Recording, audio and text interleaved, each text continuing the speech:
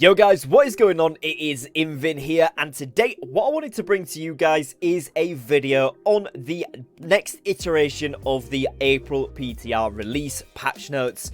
Now this is stuff that we're going to be seeing in the live version of New World when this update actually drops, which again, coming towards the end of the month, we're expecting to be within the next week or so.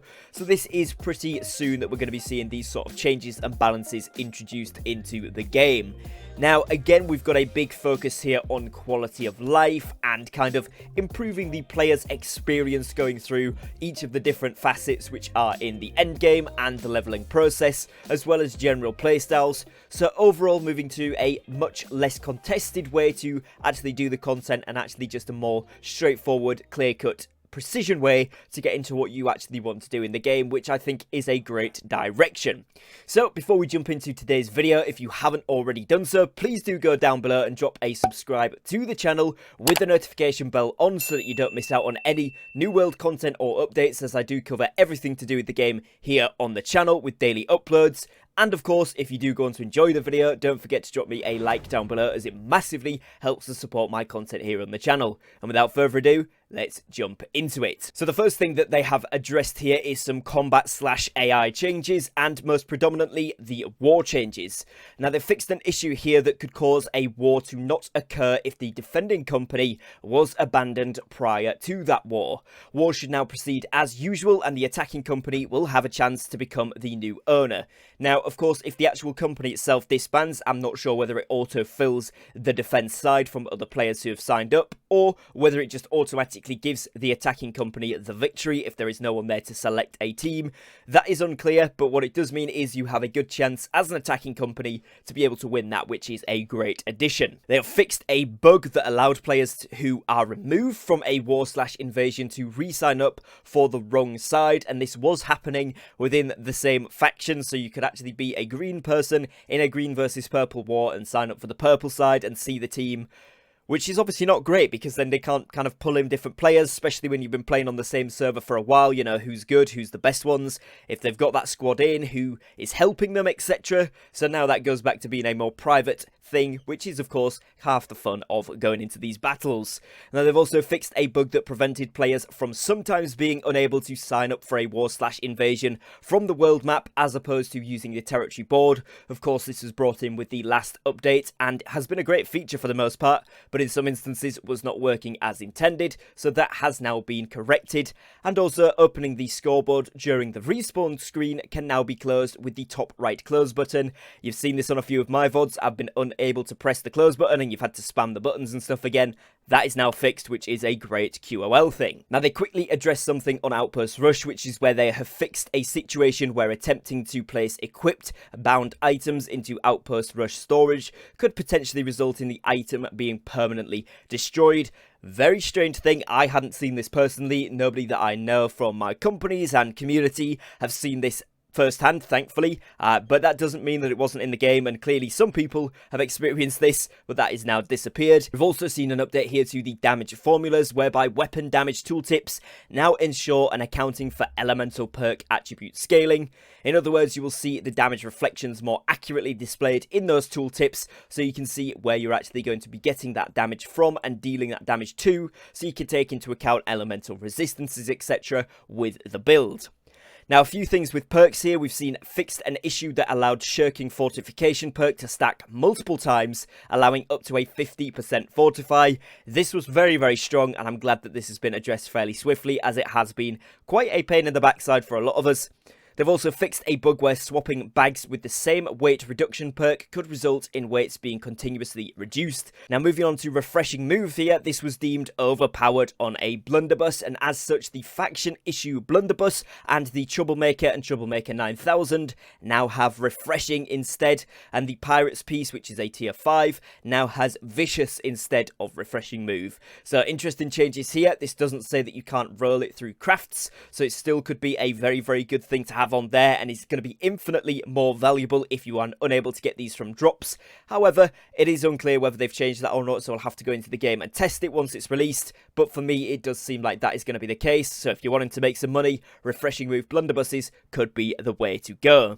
Now, finally, down here, we've seen they've fixed an issue where a perk added when upgrading items to 600 gear score was not activated until the player's next play session. Essentially, when you hit 600, if you had a named item, that would go to legendary and add an additional perk to it. Sometimes these were not registering as active on that weapon until you had actually relaunched the game session, i.e. logging out for 3 to 4 minutes or entirely launching the game again the next day or whatever. So that should now be fixed and it should actually activate as soon as you hit the required gear score. Now next they've moved on to weapons and they've looked at both the fire staff and the rapier. Now these are just the only two that have had additional changes put forward. With the fire staff, we've seen they have fixed a slight desync when using the Fire Staff Meteor Shower ability, and with the Rapier they have fixed an issue where riposting players were obtaining status effects that could not harm the player from several attacks while in the riposte defensive stance.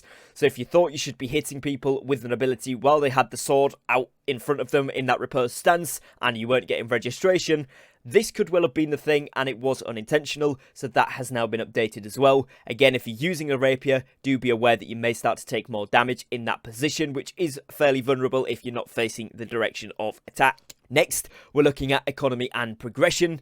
Firstly, we're looking at gear and items. They've fixed an issue causing some of the named blunderbusses to use musket appearances.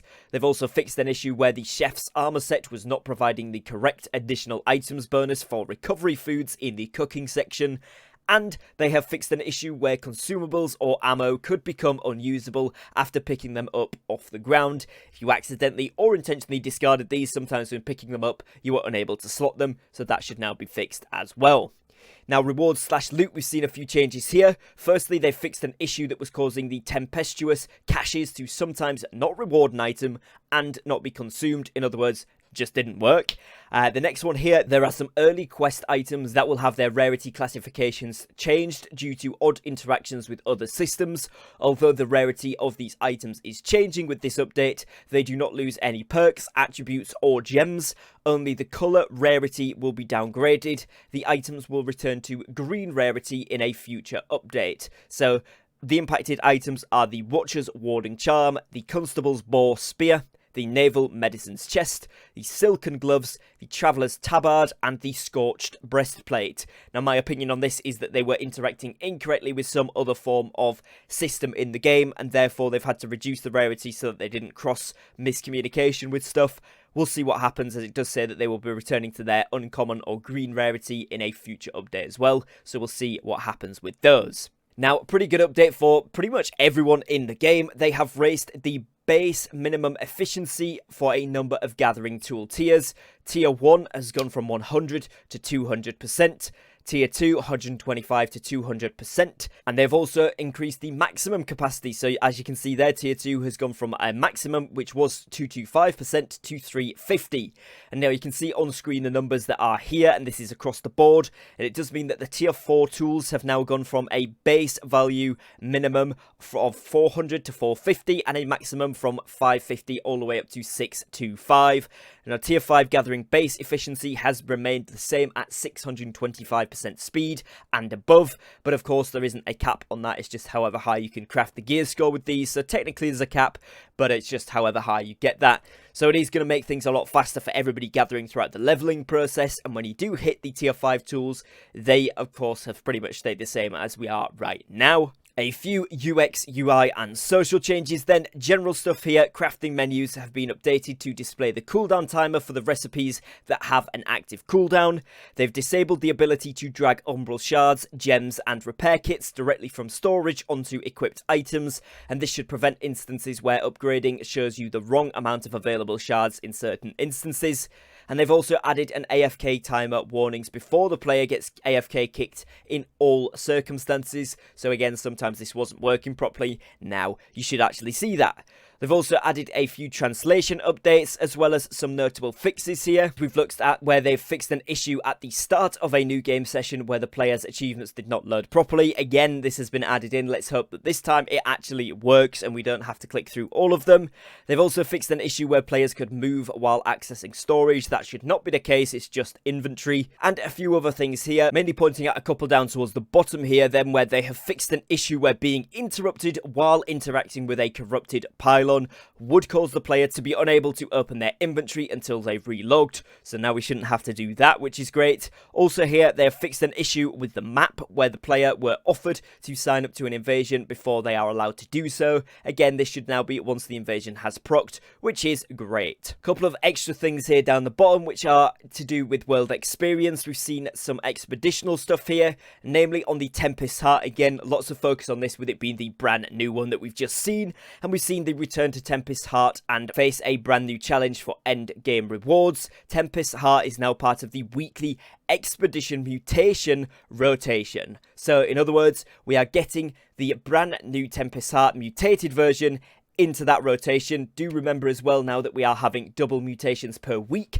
so you won't be forced to play it if you don't want to. It will be an alternative option, but we are going to get the chance to experience this, which is pretty cool. Generally, as we know, the mutation rewards tend to be a little bit better, so again, if you are trying to get some of those drops, this could really be the way forward in trying to get your hands on some of them. They have also made changes to ensure that the players are not able to enter the arena of the final Isabella boss fight after it locks to new participants, including from respawns.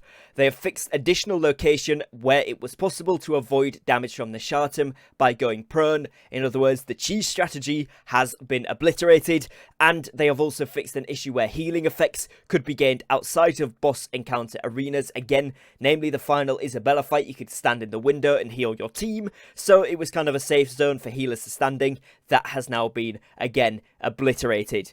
Finally, last 2 points here, they have fixed an issue that caused drops from the Tempest Heart bosses to not include expedition gear. You should now see expedition gear dropping from bosses. So again, that was just a few of them that weren't working. Now they should work as intended.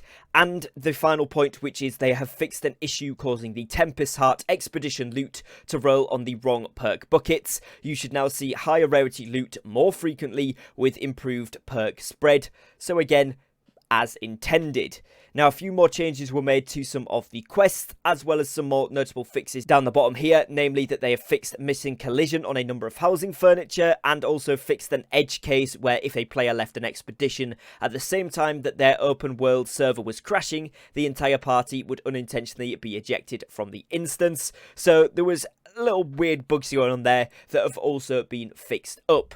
But that is pretty much going to be it for today's video. Just a recap of everything else in the second iteration of these PTR notes. Like I said, we are expecting to see this update come into fruition within the next week or so you can start to see these QoL changes come into fashion, and I'm actually really looking forward to quite a lot of these, a lot of good stuff and a lot of cleaning up being done by the team in New World, which is always really fantastic.